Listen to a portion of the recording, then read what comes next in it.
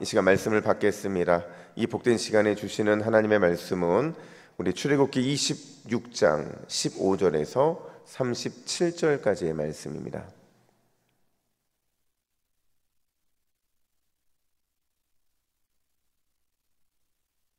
구약성경 121면 출애굽기 26장 15절에서 37절까지의 말씀, 시띠나무 그리고 거룩한 공간이라는 제목으로 오늘 말씀을 받겠습니다. 우리 15절부터 함께 교독합니다. 너는 조각목으로 성막을 위하여 널판을 만들어 세우되 각 판의 길이는 10규빗, 너비는 1규빗 반으로 하고 각 판에 2촉씩 내어 서로 연결하게 하되 너는 성막 널판을 다 그와 같이 하라. 너는 성막을 위하여 널판을 만들되 남쪽을 위하여 널판 20개를 만들고 20널판 아래에 받침 40개를 만들지니 이쪽 널판 아래에도 그 2촉을 위하여 2받침을 만들고 저쪽 널판 아래에도 그 2촉을 위하여 2받침을 만들지며 성막 다른 쪽 곧 그 북쪽을 위하여도 널판 20개로 하고 받침 40개를 이쪽 널판 아래에도 2받침 저쪽 널판 아래에도 2받침으로 하며 성막 뒤 곧 그 서쪽을 위하여는 널판 6개를 만들고 성막 뒤 2 모퉁이 쪽을 위하여는 널판 2개를 만들되 아래에서부터 위까지 각기 2겹 두께로 하여 윗꼬리에 이르게 하고 2 모퉁이 쪽을 다 그리하며 그 8널판에는 받침이 6이니 이쪽 판 아래에도 2받침이요 저쪽 판 아래에도 2받침이니라. 너는 조각목으로 띠를 만들지니 성막 이쪽 널판을 위하여 5개요 성막 저쪽 널판을 위하여 5개요 성막 뒤 곧 서쪽 널판을 위하여 5개이며 널판 가운데에 있는 중간 띠는 이 끝에서 저 끝에 미치게 하고 그 널판들을 금으로 싸고 그 널판들의 띠를 꿰 금고리를 만들고 그 띠를 금으로 싸라. 너는 산에서 보인 양식대로 성막을 세울지니라. 너는 청색, 자색, 홍색 실과 가늘게 꼰 배실로 짜서 휘장을 만들고 그 위에 그룹들을 정교하게 수놓아서 금 갈고리를 내 기둥 위에 늘어뜨리되 그 내 기둥을 조각목으로 만들고 금으로 싸서 내 받침 위에 둘지며 그 휘장을 갈고리 아래에 늘어뜨린 후에 증거궤를 그 휘장 안에 들여놓으라. 그 휘장이 너희를 위하여 성소와 지성소를 구분하리라. 너는 지성소에 있는 증거궤 위와 속죄소를 두고 그 휘장 바깥 북쪽에 상을 놓고 남쪽에 등잔대를 놓아 상과 마주하게 할지며 청색, 자색, 홍색 실과 가늘게 꼰 배실로 수놓아 짜서 성막문을 위하여 휘장을 만들고 함께 읽습니다.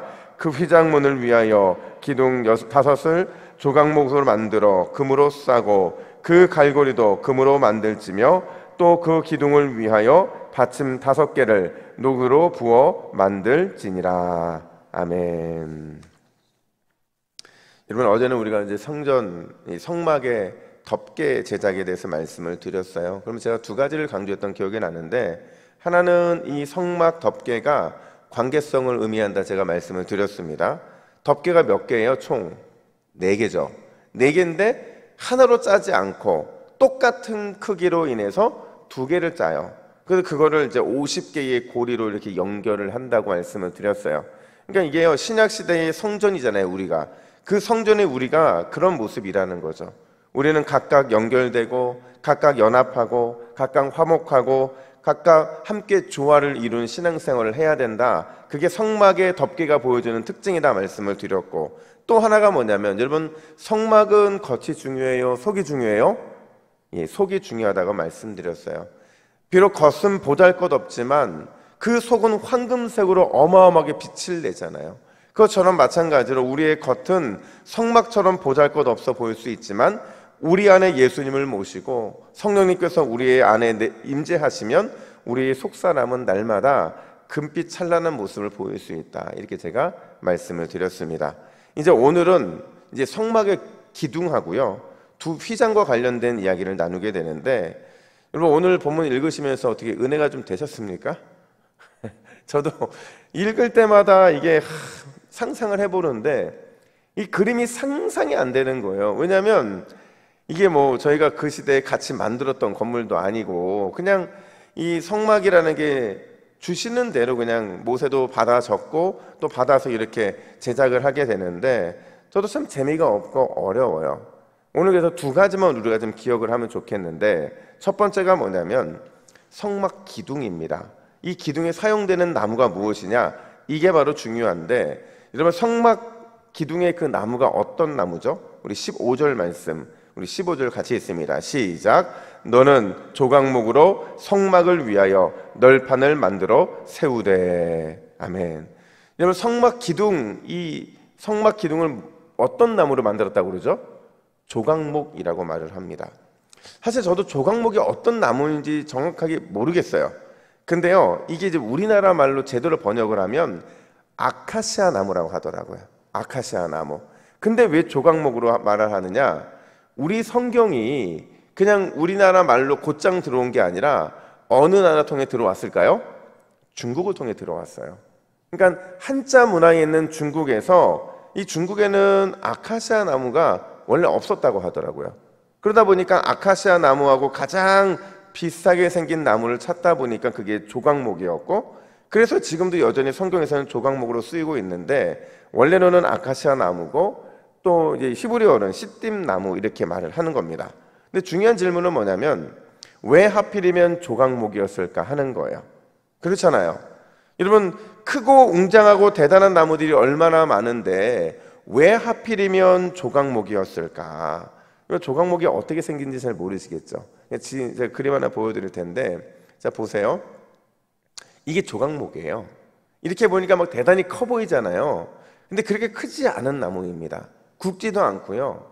그냥 사막에 이렇게 덩그러니 있는 게 이게 우리가 말하는 아카시아 나무, 조각목, 시띠임 나무라고 하는 겁니다. 기왕이면 나무를 선택할 때 뽕나무처럼 굵고 대단한 나무를 선택할 수도 있고, 백향목처럼 가장 좋은 품질의 이런 재질의 나무를 선택하실 수도 있는데, 사막 한가운데 덩그러니 자라는 평범하다 못해 볼품없는 나무가 바로 이런 조각목이었다라는 겁니다. 여러분 다시 질문할게요. 왜 하나님께서 그 성막을 만드실 때 이 조각목으로 만들게 하신 것일까? 여러분 이 조각목은요 단순히 성막 기둥만을 위해서 만든 게 아니고 지금까지 우리가 만드는 기구들 속에요 대부분이 다 조각목을 만듭니다. 조각목으로 만들고 조각공을 만들 때 다 금으로 쌌죠. 우리가 아는 좀 진설병상도 그렇게 만들었고요, 언약궤 만들 때도 그렇게 만들었던 거죠.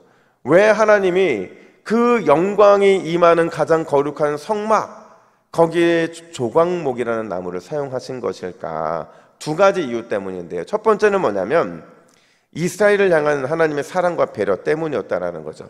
여러분 지금 이스라엘 백성들의 신분이 뭐예요? 유목민입니다. 지금 떠돌아다니는 유목민이에요. 그 유목민이었던 이스라엘 백성들에게 백향목을 가서 구해와서 성막을 만들어라, 대단히 좋은 나무를 가서 구해와라, 자신들의 앞길도 모르는 민족한테 그게 무슨 의미가 있겠냐는 거죠. 그래서 가장 보편적으로 구하기 쉽고 그 중에서도 이동이 가장 쉬울 수 있도록 가볍고 내구성이 좋은 튼튼한 이 조각목이 가장 적절했다는 거죠. 근데 더 중요한 이유가 있어요. 그게 뭐냐면 우리가 성전이라고 말씀을 드렸어요. 이 조각목은요 우리의 모습과 맞아떨어진다는 거죠. 그러니까 조각목은 우리를 가리킨다는 거예요. 성막에 사용된 이 조각목을 보면서 너희가 어떤 존재인지 확인해라, 너희가 어떤 삶을 살아야 되는지를 확인해라, 이거 말씀하시고자 조각목을 선택을 하셨다는 거예요. 여러분 오늘 본문을 보시고 읽으시면서 또 제가 보여드린 사진을 보면서 이런 생각 안 드셨어요? 야 저걸로 이런 널판지, 저걸로 이렇게 큰 판, 이런 게 잘 만들어질까? 이런 생각 안 드셨어요? 그러니까 저는 보면서 실제로 조각목을 보면서 야 어떻게 이게 좋은 가구가 나올 수 있을까? 막 이런 생각이 들었거든요. 그러니까요 여러분 성막 기둥으로 세워지는 조각목은요 하나로서 그 개체, 하나의 개체로서는 쉽게 이런 구조가 나오지 않는 겁니다. 그러다 보니까 조각목은요 건축을 하려면 그냥 덧대고 덧대고 덧대고 덧대서 만드는 게 바로 이 조각목이라는 겁니다. 그래서 오늘 보면요 17절에 서로 연결하게 하되 24절에 두 겹 두께로 또 26절에 띠를 만들 띠가 이 빗장이거든요. 그러니까 나무를 세워놓고 그 빗장으로 다 채워서 딱 고정시키는 거, 이게 바로 이게 씨띠나무 조각목의 모습이라는 겁니다. 이게 뭘 의미하느냐, 여러분 성막이 세워지기 위해서는 반드시 조각목이 조각목으로 연결되고 서로 지탱하는 그 역할을 해야 돼요. 심지어 받침대를 통해서 고정하고 수많은 도움을 통해서 그렇게 세워지는 게 바로 성막이었다라는 겁니다. 이게 신학시대 조각목인 우리가 추구해야 될 삶의 모습이라는 거예요. 여러분 우리는 절대로 혼자 설 수 없어요. 혼자 서려고 해서도 안 되고 모든 걸 혼자서 감당할 수도 없다는 거죠. 서로 연합하고 서로 의지하고 서로 지탱하면서 든든히 세워지는 것, 이게 바로 성막이라는 것을 보여주고 있는 겁니다. 우리도 마찬가지예요. 나 혼자 설 수 없어요. 우리 가정에서 남편과 자녀들이 함께 세워져야 되고 교회에서 저와 여러분들과 또 여러분들 사이에 서로 세워져야 된다는 거죠. 그래서 이런 말씀을 전도서 4장 12절은 이렇게 표현을 합니다. 우리 전도서 12장 4장 12절 말씀 우리 같이 읽습니다. 시작. 한 사람이면 피하겠거니와 두 사람이면 맞설 수 있나니 세 겹줄은 쉽게 끊어지지 아니하느니라. 아멘. 여러분 우리는 서로 연합하고 의지하고 지탱해 줄 때, 그럴 때 비로소 온전해 줄 수 있다는 겁니다. 하나님이 우리를 연합하고 의지하고 지탱해 줄 수 있도록 그렇게 만드셨다는 거예요. 오늘 이 새벽에 서로 연합하고 서로 의지하고 서로 세워가는 것, 기도를 통해 이 귀한 사명 감당하시기를 간절히 축복합니다. 또 수고와 헌신을 통해서 서로 사랑하고 연합하고 의지하고 세워주면 우리가 온전한 성막, 온전한 성전으로 날마다 세워지게 될 줄로 믿습니다. 뿐만 아니라 두 번째로 오늘 살펴볼 게 휘장이에요.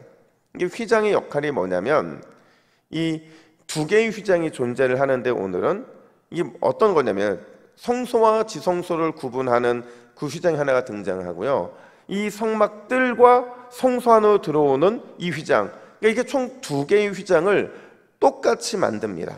똑같이 만드는데 왜 굳이 이렇게 휘장을 만들었느냐, 33절 하반절 보니까 이렇게 말을 해요. 그 휘장이 너희를 위하여 구분하리라. 중요한 게 두 가지. 하나는 이 휘장이 존재하는 이유는 너희를 위해서, 그러니까 이스라엘 백성들을 위해 존재하는 것이고, 또 존재의 이유는 구분하기 위해서 존재한다라는 겁니다. 바꿔 말하면 이게요, 하나님께서 우리를 위해서 휘장을 만들었다는 거고요, 우리에게 필요하기 때문에 휘장을 만들었다는 거예요. 사실 이 휘장이 뭘 의미하냐면요, 여러분 이 두 가지 의미가 있는데, 휘장은요 하나님의 임재를 상징하면서 한편으로는 죽음을 상징합니다. 여러분 하나님의 임재와 이 죽음은 서로 이게 반대되는 개념처럼 쓰여요. 근데 왜 휘장이 이런 역할을 하냐면, 휘장은요 이 경계만 잘 지키면 우리에게 죽음이 오지 않는다는 거예요. 오히려 하나님의 영광을 누리며 살 수 있는 기회를 주는 게 뭐라고요? 이 휘장이라는 겁니다. 이번에 어제도 말씀드렸지만 이 성막 공간이요 그렇게 넓지 않았어요. 이스라엘 백성들이 20만인데 20만이나 되는 굉장히 많은 사람들이 제사를 드려야 되는데, 이 휘장이 그들이 보기에는 정말 한없이 작았을 거예요. 동서남북 다 사면에서 모든 그 이스라엘 백성들이 진들이 쳐져 있는데요, 아마 저 끝에 맨 끝에 있는 사람들이 성막을 바라봤으면 성막 잘 안 보였을 겁니다. 그만큼 작은 게 바로 이 성막 공간이었는데 넓게 만들 수도 있었을 거예요. 그들이 애굽에서 봤던 것처럼 더 넓고 크고 웅장한 그런 신전을 만들 수도 있었을 겁니다. 근데 하나님께서 그들에게 반복해서 뭐라고 말씀하시냐면, 우리 30절 말씀 같이 읽습니다. 시작. 너는 산에서 보인 양식대로 성막을 세울지니라. 아멘. 뭐라고 말씀하세요? 시내 산에서 모세에게 보여준 그 양식대로만, 그 모양대로만, 크기대로만, 그 명령한 그대로만 만들라는 거예요. 왜요? 하나님이 원하시는 건 넓은 공간이 아니거든요. 하나님이 원하시는 건 화려한 공간이 아니라는 겁니다. 하나님이 원하시는 건 뭐냐? 세상과 구별된 거룩한 영적인 공간을 우리에게 요구하신다라는 거예요. 그래서 제가요 요즘 계속 우리 가장 기초 중에 생기초 지금 제자훈련 시간에 그거 하고 있잖아요. 근데 늘 우리가 기도할 장소, 말씀을 읽을 장소 정하고 시간 정하고 이런 걸 왜 정하냐면 하나님이 우리에게 무엇인가 구별된 거룩한 영적인 공간을 요구하시기 때문에 그러는 거예요. 거기서 우리를 만나 주시겠다라는 거죠. 여러분, 이 새벽에 하나님께서 우리에게 요구하시는 건 역시도 이 땅에서의 구분과 경계가 되어야 되는 줄로 믿습니다. 그러니까 세상과 구별된 마음의 지성소를 하나님께서는 우리에게 요구하신다는 거예요. 왜요? 그래야 우리가 죽지 않기 때문에 그래요. 우리의 영혼이 살기 때문에 그렇고 우리의 영혼이 영광스러운 임재를 온전히 누리며 살아갈 수 있기 때문에 그렇다는 겁니다. 여러분, 우리가 구분과 경계를 잘 지킬 때 성전인 우리가 하나님의 그 놀라운 임재를 직접 경험하게 되는 줄로 믿습니다. 하나님이 원하지 않는 불필요한 공간 다 제거하셔야 돼요. 삶에서 제거하면 그러면 하나님이 원하시는 우리 마음의 공간, 그 거룩한 공간이 우리의 삶에 온전히 나타나게 된다는 거죠. 여러분, 오늘 하루 우리가 하나님이 원하는 영적인 공간을 잘 마련하시고 거룩한 공간을 마련해서 주님이 찾아와 주시고 만나 주셔서 영광스러운 임재 가운데 거하시는 저와 여러분들의 삶이 되기를 예수님의 이름으로 축복합니다. 우리 화면 보시고 우리 기도의 제목을 같이 읽습니다. 같이 읽습니다. 시작. 주여, 우리 교회가 서로 연합하고 의지하고 세워주는 성막 공동체가 되게 하옵소서. 불필요한 마음의 공간은 정리하고 하나님께서 임재할 수 있는 거룩한 마음의 공간을 마련하게 하옵소서. 아멘. 함께 기도하겠습니다. 하나님 아버지, 은혜와 사랑을 감사합니다. 오늘 이 새벽에 주님이 우리에게 어떤 삶과 어떤 마음을 원하시는지 보게 하시니 감사합니다. 하나님, 조각목 같은 열악한 우리, 조각목처럼 보잘것없는 우리를 주님이 세워주신 이유는 함께 연합하고 의지하고 함께 세워가는 아름다운 성막 공동체가 되기 위함인 줄로 믿습니다.